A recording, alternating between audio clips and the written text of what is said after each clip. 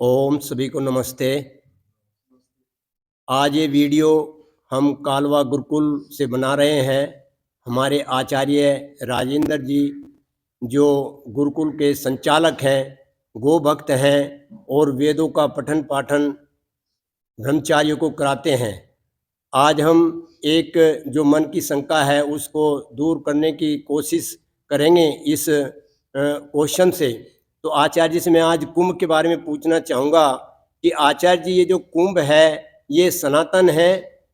और दूसरा मेरा सवाल ये है कि जो गंगा जी में डुबकी लगा करके जो लोगों की धारणा है कि इससे पाप सब समाप्त हो जाते हैं, तो ये जो दो सवाल हैं आप इनका सामान्य से जो उत्तर है हमें दे करके हमारी जो शंका है उसको समाप्त करें।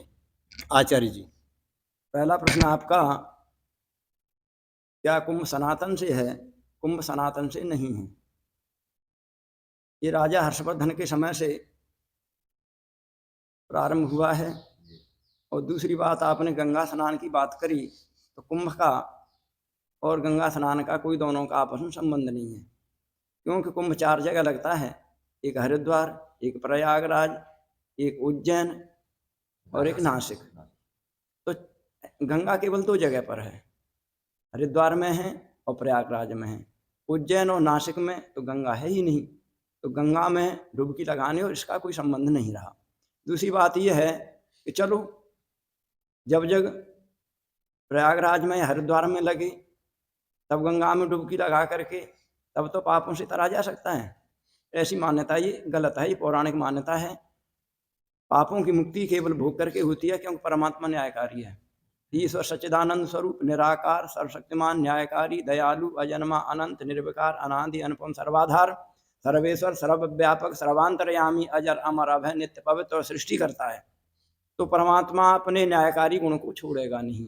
जिसने जितना पुण्य किया है, जिसने जितना पाप किया है, उसका फल अवश्य भोगना पड़ता है। देखो, लोगों की भ्रांतियां हैं कि गंगा में नहाने से या अमुक जगह पर जाने से आदमी पापों से छूट सकता है। ऐसे ही बहुत से लोग गंगा स्नान के लिए जा रहे थे। कोई विचारक आदमी था, उसने उन लोगों को पूछा, आप कहाँ जा रहे हो? तो लोग बोले, गंगा स्नान के लिए। बोले, गंगा स्नान से क्या होता है? बोले, गंगा स्नान से पाप छूटते हैं, गंगा में पापों को डाल आते हैं, पापों से मुक्त हो जाते हैं। विचारक आदमी ने सोचा, गंगा को जा करके पूछते हैं। गंगा को पूछा, हे गंगे, तू बड़ी पापनी। गंगा बोली, मैं क्यों पापनी? बोले, मुझे भी पता है तू पापनी नहीं, पर लोग पाप करके तुझ में डाल जाते हैं, तो सारे पाप तुझ में ही तो इकट्ठे हो गए। गंगा बोली, नहीं, मैं कोई नहीं, मैं तो सारे समुद्र में डाल देती हूँ।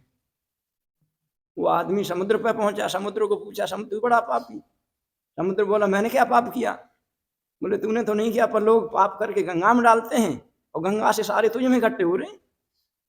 समुद्र बोला, नहीं, मैं भी पापी नहीं, मैं तो बादलों को दे देता हूँ, सारे बादल यहीं से जाते हैं बन भर करके, मैं बादलों को दे देता हूँ।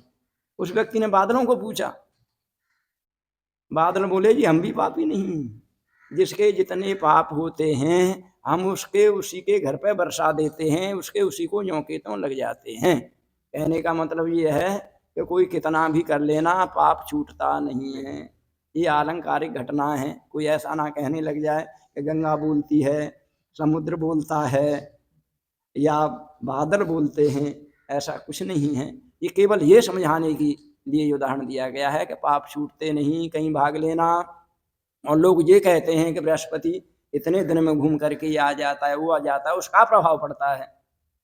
प्रभाव पड़ता है, पर कैसा प्रभाव पड़ता है? जैसे सूर्य का हमारे शरीर पर प्रभाव पड़ता है। अब इतने कपड़े पहने बैठे, क्या जेठ में पहन लेंगे? सूर्य का प्रभाव बढ़ जाएगा, गर्मी बढ़ जाएगी। चंद्रमा की किरणों का भी प्रभाव रहता है, चंद्रमा का भी प्रभाव इस पृथ्वी पर रहता है।